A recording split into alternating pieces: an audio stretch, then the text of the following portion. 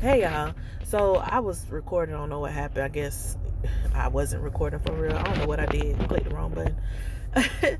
Hopefully y'all doing good. Like I came on here to tell y'all my business because that's what I do. Just tell you a little bit of business. However, comma. Um, I'm gonna get back to that. I'm gonna put a pause in it. Still telling y'all my business, but you know, I was just thinking to myself. I was like, well, number one, I gotta tell y'all. So my grandmother passed today. And I kind of had a public service announcement to go along with it. Like, y'all, when people pass, like, y'all people who love to jump on Facebook or Instagram, TikTok, Twitter, whatever else social media platform, and just, thinking that y'all doing a service to the family by posting the message in Messenger or whatever have you, so you could get it all out of the way and everybody can know at one time. Stop doing it. That was my cuss word. Stop doing that. Because that ain't it. Everybody needs proper respect, especially when you don't, everybody has different relationship with different individuals.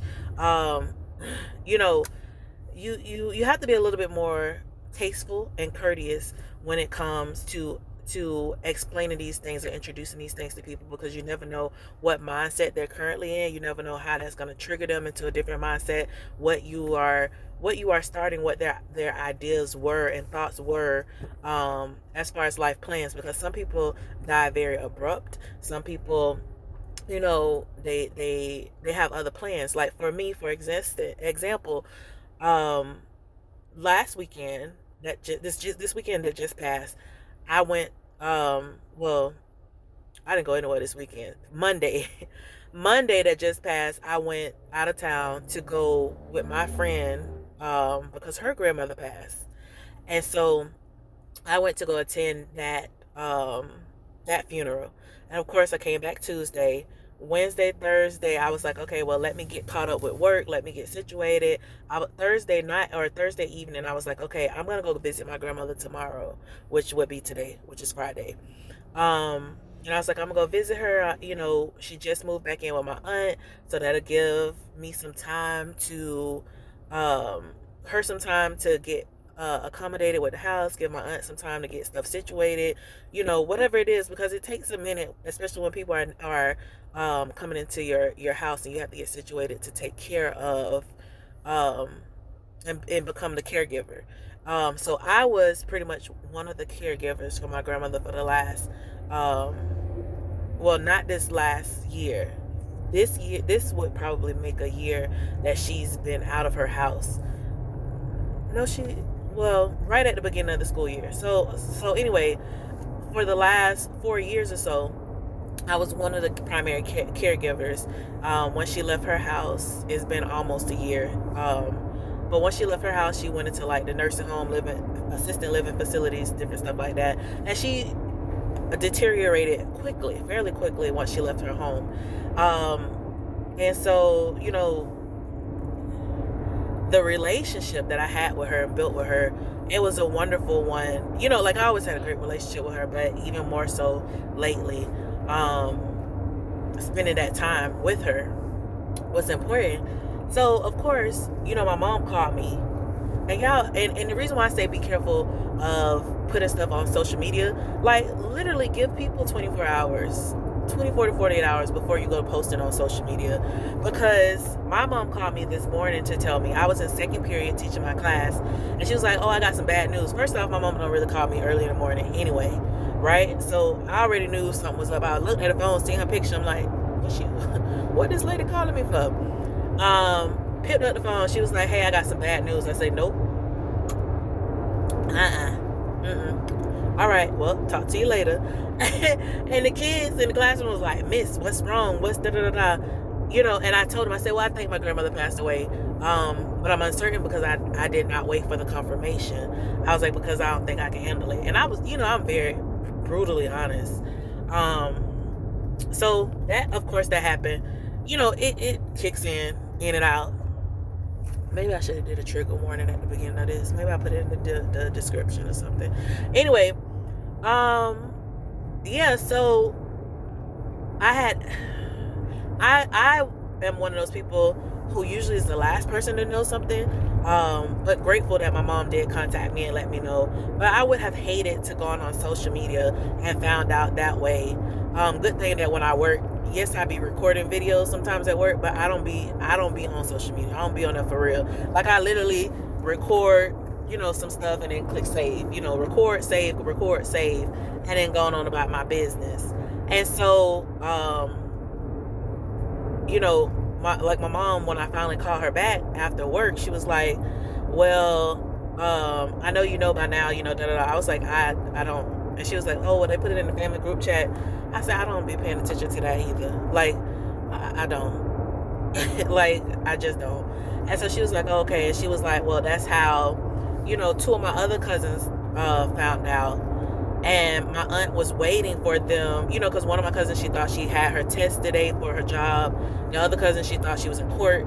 So she was like, she was waiting to tell them once they got off work, which is something I would have preferred, at 4 or 5 o'clock in the afternoon. That's why I really suggest just waiting until 7, because it gives people time to drive and all this other stuff, because your emotions are heightened. But I got so many things to say about this. But number one, common courtesy. Don't post nothing on social media. Give people, family members, whatever else. Like, if that's the only way you know how to contact them, still wait 24 hours. Because everyone else who has a phone number who can be contacted needs to have that common decency to be contacted first. So 24 to 48 hours before you post on social media. Like, let's just teach y'all some manners, right? Number two, don't go posting no photos. When I say photos, I mean like once the person dies or people are in a casket or whatever else. Don't post that on social media. Like, have some common decency and respect for people. Like, because I don't understand. Like, I've like one of my friends, and don't send that stuff to those people too. Like, my friend, her son passed, and somebody had the audacity to send her pictures of him in the casket. Who needs to see their child? Like, she already went through that, and people go into, depression and different things like that. I don't need you to remind me and show me. Like, I went through this whole process of the grieving process, and in the process of because it's a consistent thing. Like, grieving is not a one-day thing or, a time thing. It hits you when it hits you.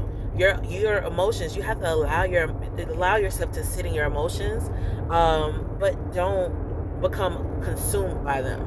So sit in them. Let your body feel those things. Cry when you have to cry. Throw something if you're angry. Like, do all the things, but don't let it take over your life. You get what I'm saying? And that's easier said than done for some people. But have courtesy for people and what they're going through. And then on top of all that, it's so much. My original message, I'm gonna have to do another video, because I don't want this to be too long. If I don't post it, y'all just ask me the question. Just be like, girl, what's with your grandmama and granddaddy? Just ask me that. Y'all ask me, and I'm gonna make sure I let y'all know, because that was the gist of why I was coming on here anyway. But so those things. And then I know y'all like to console people. I'm not a toucher after people lose people. Like, if I lose somebody or whatever else, like, I'm just not that girl. I'm not gonna sit here and lie to y'all. I don't want nobody hugging me, because that's gonna keep me in an emotional state. And of course you can say, my condolences, or sorry for your loss or whatever else. Like, that stuff is okay. I'm here for that a little bit. But immediately after, probably not. Like, people I know a couple of people at my job who was coming up to me, and one of the ladies went to hug me, and I was like, look, I said, please don't touch me, please. And it's just for those reasons there. Like, I'm not trying to be emotional currently. I'm not trying to be emotional. I'm trying to stay here at my job as long as possible, because she dead. It ain't nothing I can do. I can't undeath her. Like, I can't unalive her. People be having these trigger words. Hopefully they don't take my video down or whatever. But I can't do anything about that, right? So what is the purpose of me going home and sitting in my house being miserable? Like, no, like, when it's time for me to go through that full mourning period where I need to take time off and have to view the body, go to the wake, go to the funeral, whatever else, and actually swallow the pill, like, okay, this is real. Yeah, give me my time. I'm gonna need all that. I'm probably need a couple of days, matter of fact, 4-5 days, depending on how I feel. And at that point we shall see, right? But don't be trying to rush me from my job right now. Like, everybody like, oh, well, you just found out, you okay, da da da. I'm here. Like, just send somebody to come and cover my class when I have a moment where it dawns on me and it hits me and I need to cry. Like, then keep somebody in here with me. Look, help me help y'all, help us be a great, because ain't nobody gonna teach my class the way I'm gonna teach my class. My class ain't, they'll respond, they gonna do what they gonna do, but it ain't gonna be the same type of delivery, the same type of expectations. Like, they don't know what these children can and can't do. Like, let me be with my kids, okay? Like, they mines. I ain't birthed them, but they mines. Look, they're mine. It's not mine, but still, hood talk. But let me be with my children. Like, they all my children. Look, all my children. But yeah, so everybody kept trying to rush me to go home, and they was like, "Oh, I know how your relationship is with your grandma." Yeah, like, that's my ace boon coon. Duh, like, that's sister. That's my sister. Like, that's my girl. What? Look, what? We gonna do us. Look, I'm gonna do me. We gonna do us. We gonna be great. But yeah, me and all this in here. But yeah, y'all. So anyway, I had to share that with y'all. I'm gonna probably do another little video, talk about my granddaddy just a little bit, and they foolishness. Well, let me just go and throw it all in here together so it can be hidden, so they got to watch. Look, if they actually watch the whole thing, it'll be worth it. Look, I guess. But yeah, so my granddaddy, when my grandmother left from because I stay in a little town, right? A little, I don't want to. It's not urban or suburban. It's country. I don't know how else to put it. It's like 3 streets, babe. Anyway, when my grandmother left, when they moved her, somebody said most recently that my grandfather, this is he say, she say, right, at this point, but that my grandfather was like, yeah, because once she left, he was kind of like, well, it don't make, like, I kind of don't even want to be out here no more. And they've always had like this freaking love-hate relationship. It's this unrequited love, right? That they've had, which is so interesting because, like, my whole life, mind you, I'm old enough, right? My whole life they've been divorced, and my grandmother was always had this like she hated him for the majority of my life. But it wasn't until I got older, into my 20s, that I was like, she still love that nigga. Like, you don't hate that man. You just don't know how to express yourself. You don't know how, y'all never went through a process of, healing and forgiving and proper communications. Y'all, you care, you hate him. This idea of hate, right? You hate him so much because you loved him so much. And when she got into her Alzheimer's and that dementia, you can see it even more, right? It was very interesting, to say the least, because it's like, well, my husband is, and I'm like, girl, you ain't married. You ain't been married for plus years. Look, my age plus years before I was born. Yeah, I want to say they've been divorced at least like 38 or so years, 30 something plus years. But I was just like, girl, you ain't married. Yes, once you're married, you always married. Da, da, da, da, da. Like, all these different things. But like I said, when that dementia and the Alzheimer's and stuff click in, like, I was able to see their history through the things that she expressed, that she said, how she felt when she would be, a younger age, because the mind is very it's very interesting. It's very strong, and it's very fragile. Dang, y'all, it just hit me like the mind is really like a lady. The mind is a true lady. It can be very strong, right? and can get all these things accomplished and fulfilled. However, at the same time, it's very fragile. Like if you're not taking care of yourself properly, like it can diminish you and hurt you all at the same time.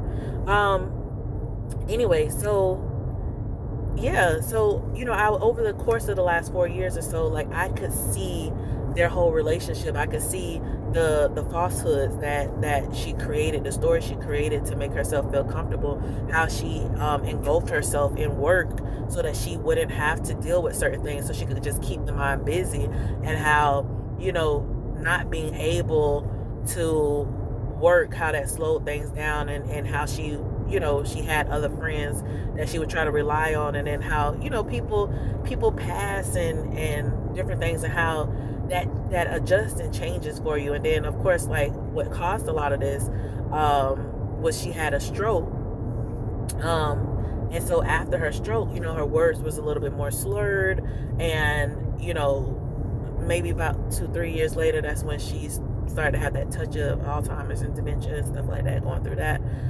They call it night something, because usually it's in the nighttime where that stuff kicks up even more so than throughout the day, because most of the time throughout the day she's fine. The issue with her is that she wanted to always go walking and be by this highway, because we live off of a highway, and of course when you have diesels and stuff coming in going 65-70 miles per hour, that's very dangerous, and she's older, moving slow, there's the safety isn't there. But just to see, even like my grandfather always being very stoic and standoffish and all this stuff, like I never really could see for myself, because I was young, the love that people show and express in like movies and stuff like that. Like, that stuff's not really real. Like, it can exist, but not to say that that's fully real and expresses the whole diaspora of what love can be. And so yeah, I was just really looking at it and thinking about a lot of different things, and how life is. And y'all know I do a lot of reflections on life and for myself, but just being around them, like, even with, like I said, I was started talking about my grandfather a little bit, but even with him, and how when people weren't around, like, he was always very standoffish, and she would go and she would talk to him and express her love, her sympathy, her anger. She went through a plethora of emotions, a variety of emotions, based off of how she felt that day, or what was happening, or where her mindset was, and she would apologize. I'm sorry I did this to you, or blah blah blah. But you gotta think about people who were together since they were, I think my grandmother had her first child at 13, if I'm not mistaken. So like 12 years old until 70s. You know what I'm saying? Like, that's a long time. Even with a divorce within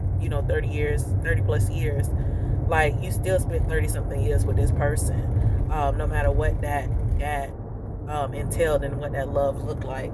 So I just I just found it interesting, and so much to learn from, and understand those experiences, because also I believe that a lot of the stuff, let me finish this and I'll go back to that. So a lot to learn, because I have this full belief that especially for a woman, right, you have most women have all their eggs when they're born. So you have at least 3 generations within one woman at one time when she's pregnant. And so within that, it same goes, I guess you could say, similar for men too. But I can only speak for a woman because I'm a woman, and that's why I research and that's what I do. But you holding 3 generations worth of energy at one time. So a lot of times what I go through in dating and relationships, because remember earlier today I posted a video about dating and relationships, a lot of the things that I go through, I've started to realize, especially with dealing with my grandmother and stuff, that a lot of the issues don't have nothing to do with me. They're experiences that I'm repeating based off of what they have gone through, what my grandmother's gone through, what my mother has gone through, my great grandmother, all these different experiences that have to be played through, so that I can help alleviate the next generation, right? And people call them generational curses. I don't believe that I'm cursed, so I don't like to say that, but I just think that they're cycles, generational cycles that people are experiencing, and sometimes we don't understand how come we're experiencing certain things. Like, why do I feel this way about X, Y, and Z when I don't even feel like I've gone through this particular thing or not? And sometimes it's because you're carrying that through other generations, and then you gotta think about, not only going up and down, but going across. So like your father's generations, and whatever else. It's a lot. That's just like on a spiritual note. Spiritual meets physical. But then I was talking about my grandfather, and I was just saying how even with him, like he was very stoic, very standoffish, all these other things. But then at the same time, I remember like I would go to the window, because I always be out the window watching my grandmama and stuff like that, and he over here visiting, or maybe I was there, I was in her house, and he came in thinking that she was by herself, because he thinking everybody done left, and he coming to visit with her, and I'm like, both of y'all still freaking love each other, and I get it. You got all these kids together or whatever else. You didn't know how to do it. You get what I'm saying? Like, there's no life book on how to love and how to treat people and how to whatever. And I know y'all will be like, well, you treat people good and da-da-da. You can't. Good to you and good to somebody else is something totally different. Like, all of that stuff is based off of perspective. It's based off of situations. It's based off of concepts. And so what is good for one, somebody might be like, well, they pay all your bills and you ain't got nothing to stress about, so you good to go. That's how they show you that they love you. And the next person be like, I don't need you to pay no bills. Like, I don't need you to do anything for me except for love me. But then it's like, what does love look like? People always talk about like the 5 love languages. There's so many things in between that, so many intersections of that. So what does love look like for you? And most people can't put those things to words. Most people can't express what love looks like or what they really need, which is why they always wind up in a place of emptiness or a place of lack, because it's like, well, I thought it was this, and I also think that's why we have experiences with other people. I thought what I wanted was this, but now that I have this, now that I have this man who's paying all my bills, but because he's paying all my bills, he's always busy, he's always gone, I don't feel the love. Okay, well, I had this person who loved me and cared for me and was very intimate with me, talked to me, cried with me, but they could never pay no bills. They could, we were always security wise up in arms. So it's all these different experiences that we're here to have, and sometimes I think that we're here to share and have these experiences with multiple people, because this big thing about monogamy, which I'm not knocking it. I'm here for monogamy. I'm here for polygamy. I'm here for polyandry. I'm here for the experience of life and love. So to me, whatever you need at the present moment is exactly what you need, right? Whatever you need to experience. And I think when we cut ourselves off from different experiences is when we start to die a little inside. But I digress. That this whole conversation went into something totally different. But this is some of the stuff that I like to talk about. So I know I'm probably gonna come back to y'all and talk to y'all a little bit more on it. Maybe on a different day. Maybe I'll just stop this here and maybe record something else later and post it later. Who knows? I just really wanted to talk a little bit, I guess. And I thank y'all for listening to me, because I needed that. So I love y'all. I'm finna go drive and go meet my friend, and finna let my friend take care of me for tonight. I think we're gonna go out in the streets. If y'all see me out in the streets, buy me a drink, because that's what she want to do. I want to go have fun. I want to go dance. I want to celebrate. So that's what I'm going to do. All right, y'all. I love y'all.